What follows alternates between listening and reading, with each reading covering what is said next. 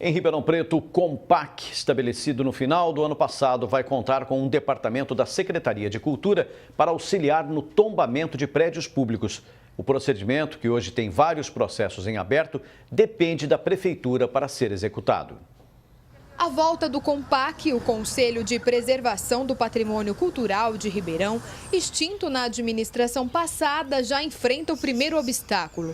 O novo presidente se apoia na lei estabelecida para a criação da divisão responsável dentro da Secretaria da Cultura. Essa divisão de patrimônio tem a atribuição de coordenar o trabalho do corpo técnico de apoio, que é os profissionais que vão a campo definir aquilo que tem interesse histórico ou não. O que pouca gente sabe é que existem diversos patrimônios, principalmente aqui no centro de Ribeirão Preto, que apesar de todas as características para o tombamento, ainda não tiveram o processo concluído, o que não gera 100% de proteção histórica. A gente percebe que são poucos os que já estão inscritos no livro do tombo e os que estão inscritos muitas vezes são essas entidades ligadas à sociedade civil organizada. A nova divisão que vai assessorar o Compac tem atribuições importantes e o procedimento de nomeação precisa de agilidade no poder público. Nós continuaremos com o nosso trabalho independente da divisão, mas nós estamos cobrando do poder público, já que houve essa reordenação,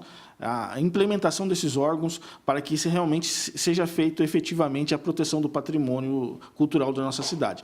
Mas a expectativa é positiva. A pendência relativa à divisão de patrimônio está prestes a ser resolvida com a nomeação da nova direção. O próprio Museu da Imagem e do Som, que nós precisamos tirar do caixote, oferecer condições positivas para que ele seja reaberto e gerido, né, pela equipe. Nós estamos pensando em tudo isso, pensando no Museu do Café, que logo vai passar por melhorias. Para a secretária, questões de tombamento e patrimônio não serão influenciadas pela baixa orçamentária da pasta neste ano.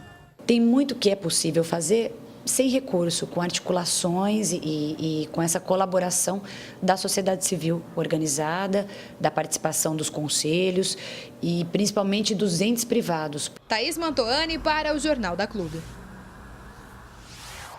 Agora ao vivo, Gislene Lopes traz mais informações. Gislene.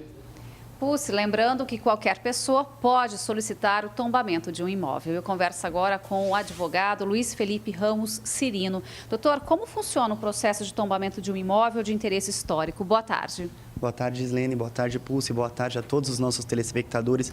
O procedimento de tombamento ele é um procedimento um pouquinho complexo. Ele é dividido basicamente em duas fases. A primeira fase é uma fase em que algum interessado ou a própria administração pública notifica o proprietário desse bem, pode ser móvel ou imóvel, do seu tombamento, do seu possível tombamento. O proprietário desse imóvel ele tem basicamente duas alternativas. Ou ele pode concordar com o tombamento e aí automaticamente aquele imóvel passa a ser efetivamente tombado, ou ele pode impugnar administrativamente esse tombamento.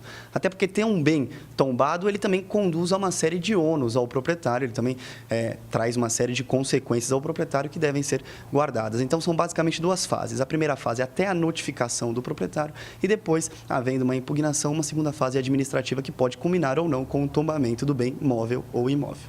E qualquer pessoa pode pedir entrada a esse tombamento? Sim, qualquer pessoa pode solicitar que a administração pública averigue esse bem, móvel ou imóvel, a fim de que ele seja tombado. Uma informação relevante que talvez muitas das pessoas desconheçam é o seguinte: o mesmo bem, móvel ou imóvel, ele pode ser tombado nas 3 esferas federativas, pela União, pelo Estado e pelo município. Não há absolutamente nenhum prejuízo em que o mesmo bem ele seja tombado por essas 3 esferas federativas. Doutor, um patrimônio que tem o processo de tombamento iniciado e não finalizado, mesmo assim ele fica protegido?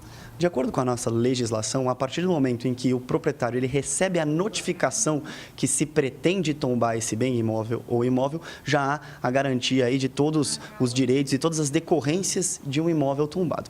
Todavia, a gente tem que tomar um certo cuidado, porque a despeito dessa notificação gerar já uma eficácia provisória de tombamento, algumas consequências elas podem não ser fielmente observadas enquanto o tombamento é provisório e o tombamento é definitivo pela administração pública. Justamente por isso que, a despeito de não haver um prazo legal para que o tombamento se converta em definitivo, é importante que todos os processos em trâmite de tombamento sejam devidamente finalizados, para que esse patrimônio histórico seja, enfim, protegido. Ok, doutor, muito obrigada pela sua participação no Jornal da Clube. E daqui a pouco a gente volta para falar sobre um desequilíbrio ambiental em Ribeirão Preto. É com você, Pucci. Ok, obrigado, Gislene.